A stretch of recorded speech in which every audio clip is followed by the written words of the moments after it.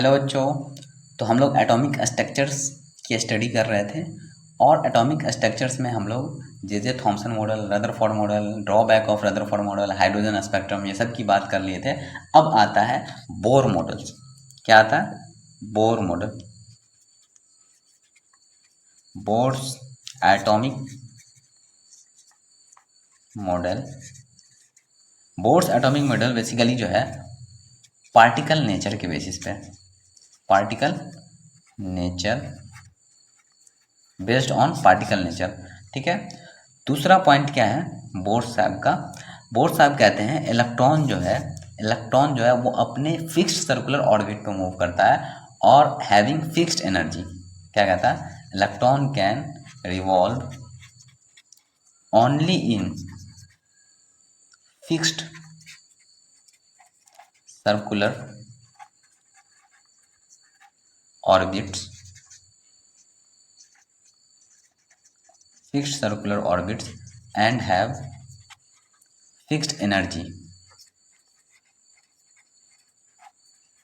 जबकि रदरफोर्ड ने भी ये कहा था कि इलेक्ट्रॉन जो है वो सर्कुलर ऑर्बिट पे मूव करता है, बट उन्होंने फिक्स्ड सर्कुलर ऑर्बिट नहीं कहा था और फिक्स्ड एनर्जी नहीं कहा था। जैसे लेट सपोज ये न्यूक्लियस है, ठीक है, और यहाँ पे इलेक्ट्रॉन मूव कर रहा है, इस ऑर्बिट में मूव कर रहा है, इसके पास कुछ एनर्जी होगी, ठीक है, मान लो -13.6।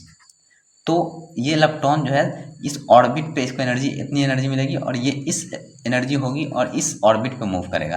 ऐसा नहीं है कि यहाँ पे मूव करेगा या यहाँ पे मूव करेगा, फिर ये हो सकता है यहाँ पे मूव करेगा। इसकी फिक्स एनर्जी लेवल पे ही मूव करेगा। ये बोर्स एटॉमिक मॉडल का था। लेकिन रदरफोर्ड कहा था बस मूव करेगा एक सर्कुलर ऑर्बिट पे, यहाँ पे भी कर सकता है, वहाँ पे एक जो है फिक्स नहीं कहा था। ठीक है। तो इसी वजह से जो है रदरफोर्ड का यहाँ पे भी ड्रॉबैक हुआ बोर्स मॉडल आने के बाद। ठीक है। अगला पॉइंट कहता है बोर्स एटॉमिक मॉडल जो है ये ओनली एप्लीकेबल फॉर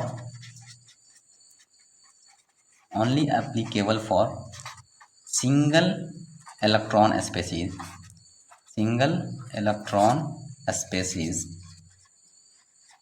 ठीक है। अगला पॉइंट है तो बोर्स मॉडल जो है सिर्फ सिंगल इलेक्ट्रॉन स्पेसीज के लिए वैलिड है। ठीक है।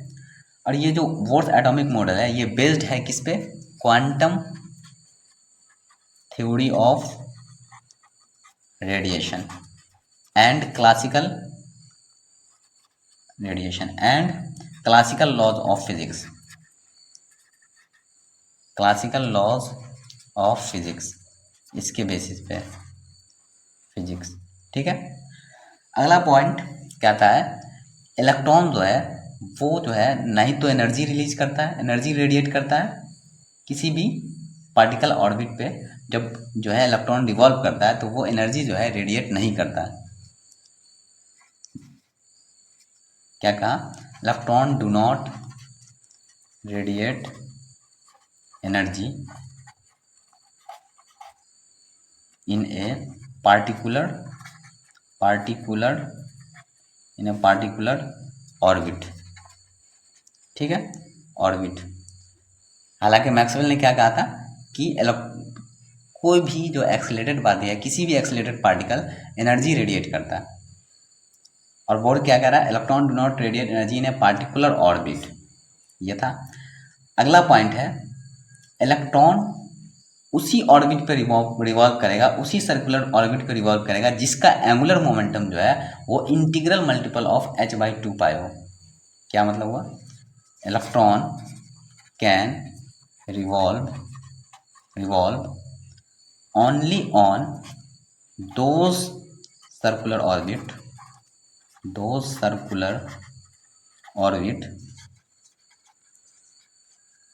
whose angular momentum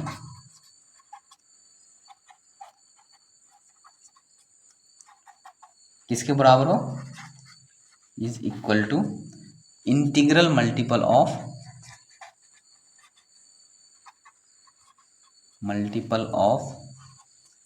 h/2π। क्या कहा?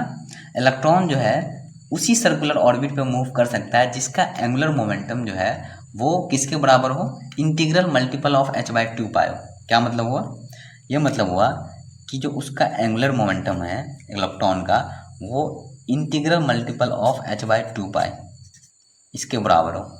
एल क्या है? एल एंगुलर मोमेंटम है, और हम लोग सब जानते हैं एंगुलर मोमेंटम का फॉर्मूला क्या होता है? mvr।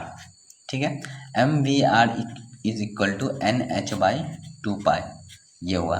कहने का मतलब इंटीग्रल मल्टीपल है, इंटीग्रल मल्टीपल ऑफ h/2π, मतलब कि इसकी जो वैल्यू होगी मोमेंटम की वो या तो h/2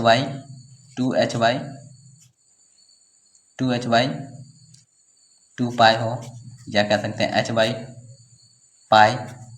या h/3h/π2π, इस तरह से हो सकता है।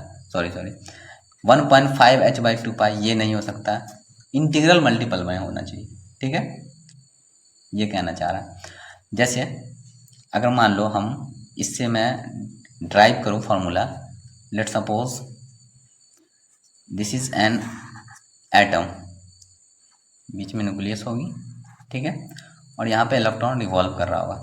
तो ये इलेक्ट्रॉन रिवॉल्व इस ऑर्बिट पे रिवॉल्व होने के लिए इसके पास एक सेंट्रीपिटल फोर्स होना चाहिए, सेंट्रीपिटल फोर्स होना चाहिए। ठीक है, और इस दोनों, इसमें पॉजिटिव चार्ज है न्यूक्लियस के अंदर में, और इसके बीच में एक इलेक्ट्रोस्टैटिक फोर्स लग रही होगी। ठीक है, तो वो क्या होगा, और सेंट्रीपिटल का फॉर्मूला क्या होता है? सेंट्रीपिटल फोर्स का, सेंट्रीपिटल फोर्स बराबर होगा इलेक्ट्रोस्टैटिक फोर्स, इलेक्ट्रोस्टैटिक फोर्स।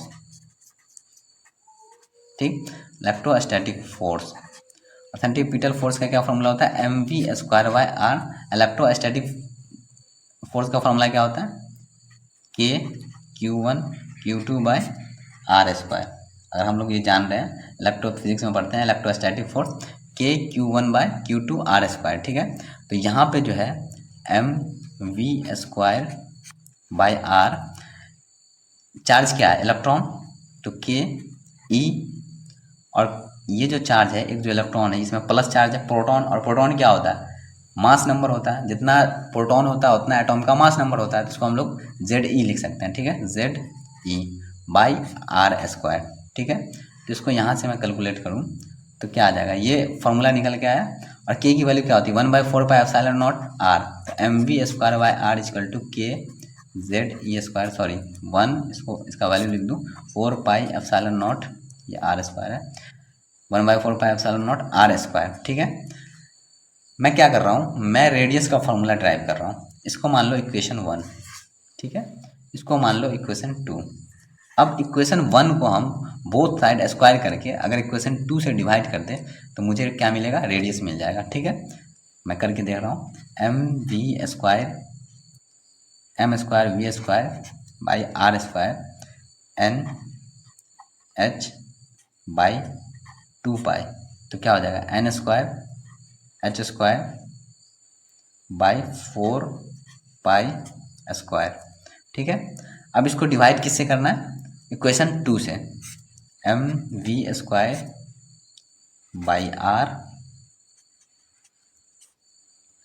क्या हो जाएगा? ZE²/4πε0r²। इसको सॉल्व करेंगे तो आपका जो है वैल्यू आएगी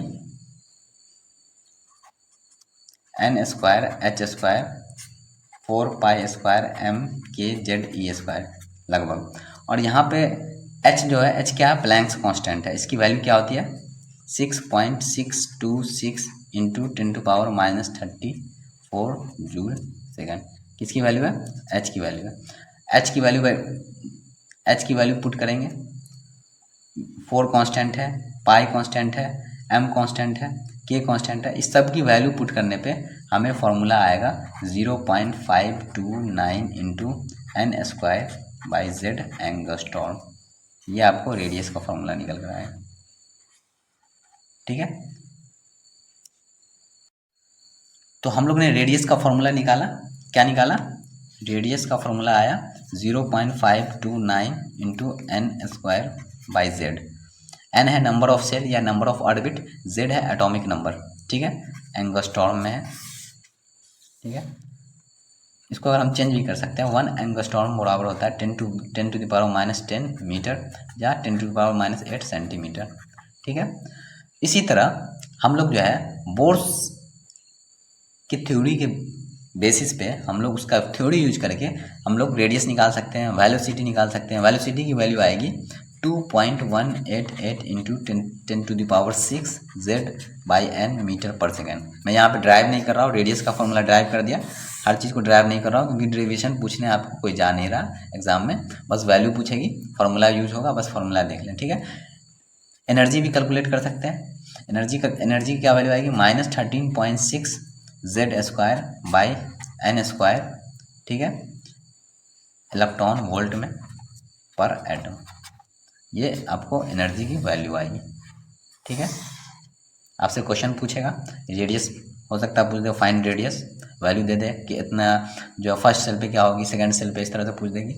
वेलोसिटी पूछ सकता है, एनर्जी पूछ सकता है, तो हम लोग इस फार्मूले से कैलकुलेट कर लेंगे। तो ये थी all about Bohr's atomic model. अब हम लोग मिलते हैं दूसरे वीडियो में दूसरे टॉपिक के साथ।